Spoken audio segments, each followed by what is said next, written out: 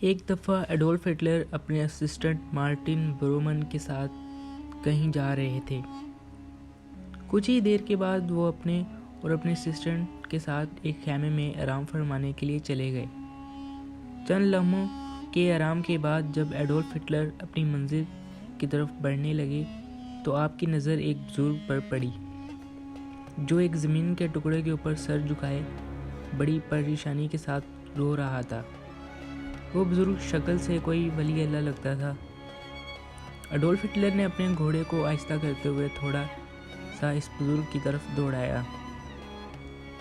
اب Adolf Hitler اس بزرگ سے پوچھنے لگے، بابا جی بتاؤ، ایسی کیا بات ہے کہ آپ اتنے پریشانی کی حالت میں یہاں اکیلے زمین کے ٹکڑے کے اوپر بیٹھے ہوئے ہیں اور یہاں کسی چیز کی تعمیر ہوئی لگتی ہے۔ ملبے کو دیکھ کر بھی ایسا لگتا ہے کہ یہاں زیر تعمیر کوئی چیز گر گئی ہو، اور وہ زمین کا ٹکڑا گاؤں کے بالکل کنارے کے قریب تھا، لیکن گاؤں سے ہٹ کر تھا۔ ایڈولف ہٹلر نے اس سے پوچھا تو وہ بزرگ کہنے لگا، حضور آپ کون ہیں؟ آپ شکل سے تو کسی اچھے گھرانے سے لگتے ہیں۔ تو سپاہی نے بزرگ کو بتایا، بابا جی آپ کے سامنے ایڈولف ہٹلر کھڑے ہیں۔ یہ سن کر بابا جی بہت خوشی سے جھوم اٹھے، فوراً ایڈولف ہٹلر کے قدموں میں گر گئے۔ تو ایڈولف ہٹلر نے اس کو کندھوں سے اوپر اٹھایا اور کہا، بابا جی بتاؤ کیا بات ہے کہ تم اتنی پریشانی کے عالم میں یہاں کیوں بیٹھے ہو؟ کیا ایسا کوئی بات ہے؟ کیا تمہیں ایسا کوئی مسئلہ ہے جس میں میں تمہاری مدد کر سکوں؟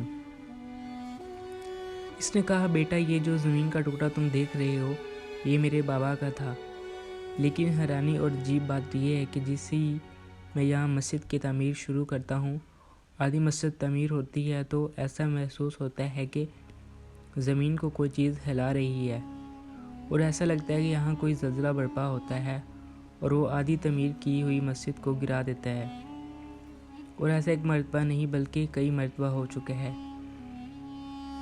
جب 3-4 مرتبہ ایسا ہوا تو میرے گاؤں والوں نے مجھے منع کیا کیونکہ یہاں زمین پر مسجد تعمیر نہ کرو، چونکہ یہ کوئی حادثہ نہیں اور اللہ سے نہیں چاہتا کہ اس جگہ پر مسجد تعمیر ہو۔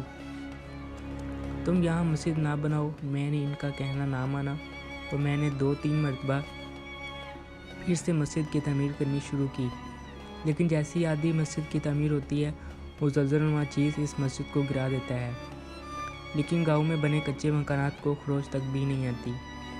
اس کی بات سن کر ایڈولف ہٹلر بڑا حیران ہوا کہ آخر ایسی کیا وجہ ہے کہ ایسی باغ جگہ پر اللہ کی ولی گھر بنانا چاہتا ہے، لیکن اللہ نہیں چاہتا کہ یہاں مسجد تعمیر ہو۔ تھوڑی دیر سوچنے کے بعد ایڈولف ہٹلر فرمانے لگا، میں ایک لمحے کے اندر پتہ لگا دیتا ہوں کہ اس زمین کا ٹکڑا واقعی ملکیت میں ہے یا نہیں، یا کسی اور کا ہے۔